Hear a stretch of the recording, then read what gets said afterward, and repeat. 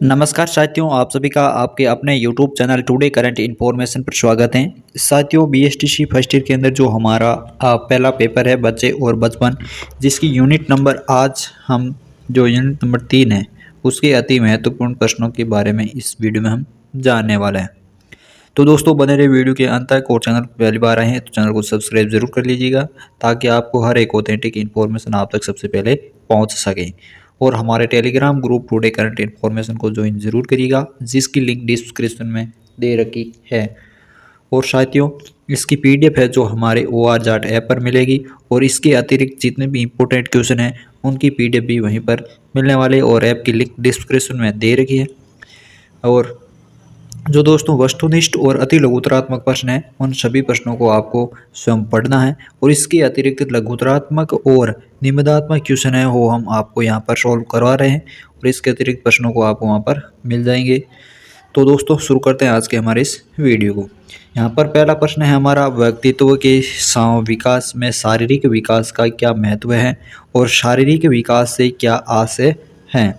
तो शारीरिक विकास यानी शारीरिक विकास का आशय आयु के अनुसार शारीरिक स्थिति, शारीरिक आकार, शारीरिक गुण अनुपात, शारीरिक अनुपात, जैसे हड्डियों, मांसपेशियों, दांत, तंत्रिका तंत्र तथा शारीरिक गठन में होने वाले अंतर या विकास से हैं। और बच्चों में शारीरिक विकास सदैव समान गति से नहीं होता है, कहीं यह कभी तेज और कभी मंद गति से होता है। बच्चे के शारीरिक विकास का उसके व्यवहार पर गुणात्मक एवं मात्रात्मक प्रभाव पड़ता है। कैसा प्रभाव पड़ता है? व्यवहार पर वो पड़ता है गुणात्मक एवं मात्रात्मक प्रभाव। और शारीरिक विकास न केवल बच्चे का दूसरों के प्रति बल्कि स्वयं के प्रति भी व्यवहार को प्रभावित करता है। और ये बात महत्वपूर्ण है कि अन्य व्यक्तियों द्वारा बच्चे के शारीरिक विकास के आधार पर उसके व्यक्तित्व का अनुमान लगाया जाता है। अगला हमारा सवाल है, सामाजिक विकास से क्या तात्पर्य है। इंपॉर्टेंट सवाल है कि सामाजिक विकास से क्या तात्पर्य है। तो सामाजिक विकास यानी मानव एक सामाजिक प्राणी है। मानव कैसा प्राणी है? सामाजिक प्राणी है। जन्म उपरांत शिशु का शारीरिक एवं मानसिक विकास उत्तरोत्तर होता जाता है। माता पिता, भाई बहन, संघी साथियों एवं सामाजिक संस्थाओं के प्रभाव से उसका समाजीकरण होता है। समाजीकरण किन के माध्यम से होता है? तो माता पिता, भाई बहन, संगी साथियों और सामाजिक संस्थाओं के प्रभाव से उसका क्या होता है? समाजीकरण होता है। पहले फलस्वरूप, जिसके फलस्वरूप उसका सामाजिक विकास होता है, और सामाजिकरण के माध्यम से ही उसका सामाजिक विकास होता है। और यह विकास स्थायी होकर समय एवं परिस्थितियों के अनुसार परिवर्तित होता रहता है। और इस प्रकार सामाजिक विकास का अभिप्राय समाज में प्राप्त किए जाने वाले अनुभवों के अनुरूप बच्चों में होने वाले विकास से क्या है? विकास हैं जो ये सामाजिक विकास का अर्थ है। अगला हमारा सवाल है, बच्चे के विकास में उसकी पारिवारिक स्थिति का क्या प्रभाव पड़ता है। वेरी इंपॉर्टेंट सवाल है दोस्तों। बच्चे के विकास में उसकी पारिवारिक स्थिति का प्रभाव। तो बच्चे के आसपास का परिवेश यानी उसके आसपास का वातावरण, जो पर्यावरण है, तथा परिवार की स्थिति का उसके विकास पर व्यापक प्रभाव पड़ता है। परिवार की जो स्थिति है, गरीबी या जो अमीरी है, उसका जो विकास होता है उस पर उसके परिवार और उसके आसपास के वातावरण का बहुत व्यापक प्रभाव पड़ता है। तो बच्चों के विकास में परिवार की जो भूमिका है वो अति महत्वपूर्ण होती है। तो बच्चे के विकास की जो परिवार की भूमिका है जो महत्वपूर्ण होती है, आप सब जानते हैं। और चाहे जो बच्चों का शारीरिक विकास हो, मानसिक विकास हो, या संवेगात्मक विकास हो, या फिर सामाजिक, परिवार ही वह पहली इकाई है जहाँ विकास के सभी आयामों की नींव पड़ती है। तो समाज, परिवार क्या है? बच्चे की पहली इकाई है जहाँ से उसके सभी विकास, सभी प्रकार विकास, जैसे शारीरिक विकास हो, मानसिक विकास हो, संवेगात्मक विकास हो, या फिर अन्य जो विकास हो वो यहाँ पर, या जो उसकी नींव है वो परिवार ही हैं। बच्चों को पौष्टिक भोजन एवं स्वास्थ्य संबंधी सुविधाएं देने की जिम्मेदारी परिवार की ही होती हैं, जो कि बच्चों के शारीरिक विकास पर महत्वपूर्ण प्रभाव डालती है। किसी भी बच्चे का पहला सामाजिक अनुभव उसके परिवार में होता है। शब्द, भाव, भंगिमा, वाक्य रचना, व्यवहार, शिष्टाचार आदि सभी बच्चा अपने परिवार से सीखता है और प्रारंभिक वर्षों में उसे जो अनुभव या संस्कार मिले वे ही आगे चलकर बच्चों के विकास के सामाजिक एवं भावात्मक पहलू का निर्धारण करते हैं। आर्थिक रूप से संपन्न परिवार के बच्चे शारीरिक एवं मानसिक रूप से ज़्यादा विकसित होते हैं क्योंकि इन्हें हर प्रकार की सुविधाएं प्राप्त होती है जिससे वे मानसिक संतोष मिल जिससे उन्हें क्या है मानसिक संतोष मिलता है। और वहीं आर्थिक स्थिति से ठीक नहीं होने से कुंठा और असंतोष का जन्म होता है जिससे शारीरिक व मानसिक विकास पर बुरा प्रभाव पड़ता है। अगला हमारा सवाल है कि जनसंचार के माध्यमों का व्यक्ति के जीवन पर पड़ने वाले प्रभावों के बारे में बताइए या फिर बालक के विकास पर जनसंचार माध्यमों का विकास जो प्रभाव पड़ता है वो बताना है। वर्तमान समय में जनसंचार माध्यमों जैसे टेलीविज़न, रेडियो, अखबार, पत्रिकाएं आदि का प्रभाव विकास के सभी पहलुओं पर देखा जा सकता है, परंतु प्रश्न ये है कि क्या ये माध्यम सदैव ही बच्चों के विकास पर सकारात्मक प्रभाव डालते हैं।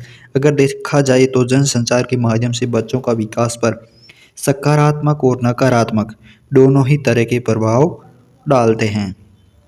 उदाहरण के तौर पर देखें तो ये टेलीविज़न पर अनेक प्रकार के कार्यक्रम हैं जो प्रसारित किए जाते हैं, चाहे वो मनोरंजन कार्यक्रम हो, सूचना एवं ज्ञान आधारित कार्यक्रम हो, सामाजिक अच्छाइयों तथा बुराइयों पर आधारित कार्यक्रम हो, धार्मिक सांस्कृतिक कार्यक्रम हो, जहाँ एक और इन कार्यक्रमों के माध्यम से बच्चों की अपने तथा अपने आसपास की चीज़ों के प्रति समझ बढ़ती है, वहीं दूसरी ओर कभी कभी ये कार्यक्रम उन्हें संकीर्णता की ओर ले भी जाते हैं। इसलिए यह आवश्यक है कि बच्चों के विकास में जनसंचार माध्यमों का प्रयोग न्याय संगत रूप से किया जाए।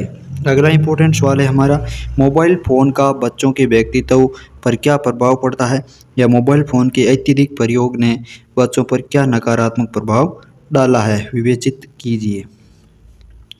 तो मोबाइल फ़ोन का उपयोग करने वाले लोगों की संख्या लगातार बढ़ती जा रही है और कुछ समय पूर्व मोबाइल फ़ोन का उपयोग केवल बातचीत करने या शब्द संदेश भेजने के लिए किया जाता था, परंतु आजकल के समय में मोबाइल फ़ोन के स्थान पर स्मार्टफोन का चलन हो गया है और मोबाइल फ़ोन आज के समय में शहर ही नहीं ग्रामीण क्षेत्र में भी बच्चों, युवाओं और बुजुर्गों के जीवन का अभिन्न अंग बन चुका है। आजकल बच्चों के हाथों में जो सुबह से लेकर के रात तक हर समय घर हो या बाहर पैदल चल रहे हो या बाइक पर मोबाइल ही नज़र आता है। पैसा और समय की चिंता किए बिना ही ये लोग मोबाइल का उपयोग गेम खेलने, इंटरनेट चलाने, सोशल नेटवर्किंग साइट्स का उपयोग करने, संगीत सुनने और फिल्म देखने के लिए करते हैं। आज मोबाइल बच्चों का स्टाइल और स्टेटस सिंबल बन गया है। अगला हमारा इम्पोर्टेंट सवाल है, बालक के विकास में आनुवंशिकता एवं परिवेश के प्रभाव को समझाइए। तो आनुवंशिकता यानी प्रत्येक बच्चा कुछ जन्मजात गुणों को लेकर पैदा होता है और दूसरे शब्दों में कहें तो आनुवंशिकता हमें क्षमताएं देती है। इसी से बच्चे को रंग, रूप, आकार, बुद्धि आदि विशेषताएं प्राप्त होती हैं। बच्चों में जन्म से ही कुछ क्षमताएं होती हैं जो उन्हें भाषा सीखने में मदद करती हैं। अतः आनुवंशिकता व्यक्ति में माता पिता से प्राप्त विशेषताओं की उसकी व्यक्तित्व में एवं व्यवहार में क्या भूमिका या योगदान है। परिवेश यानी बालक में परिवेश जैसे पालन पोषण के तरीके, प्रेमपूर्ण रिश्ते, आहार, परिवार, स्कूल, मित्र, स्वास्थ्य की देखभाल आदि ही जो है परिवेश ही समस्त नए प्रकार के सीखे गए व्यवहार, क्रियाओं और कौशलों के लिए उत्तरदायी होता है। भाषा, आदतें, रुचियाँ, परंपराएं, कौशलों एवं अन्य योग्यताओं का विकास परिवेश से ही होता है और इसका निष्कर्ष है कि वास्तव में देखा जाए तो आनुवंशिकता एवं परिवेश दोनों ही परस्पर एक दूसरे के पूरक हैं। दोनों का महत्व सापेक्षिक है और बच्चे के व्यक्तित्व के विकास में वंश, परंपरा एवं परिवेश दोनों का सहयोग होता है और वंशानुक्रम यानी आनुवांशिकता एवं वातावरण परिवेश का संबंध जो बीज और धरती के समान है। यदि बीज खराब और धरती अच्छी हो या फिर धरती खराब और बीज अच्छा हो तो उत्तम खेती असंभव है। अच्छी पैदावार के लिए दोनों का ही उत्तम होना अनिवार्य है, अर्थात जो आनुवांशिकता और परिवेश है उन दोनों का ही उत्तम होना आवश्यक है।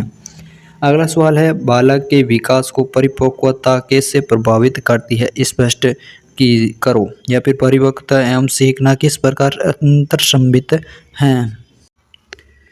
तो यहाँ पर सामान्यतः परिपक्वता से आशय है कि किसी भी काम को सीखने के लिए शारीरिक और मानसिक रूप से सक्षम होने से हैं। जैसे शरीर की मांसपेशियों का परिपक्व होना। यदि बच्चे को लिखना सीखना है तो इसके लिए उसके हाथ की मांसपेशियों का परिपक्व होना आवश्यक है।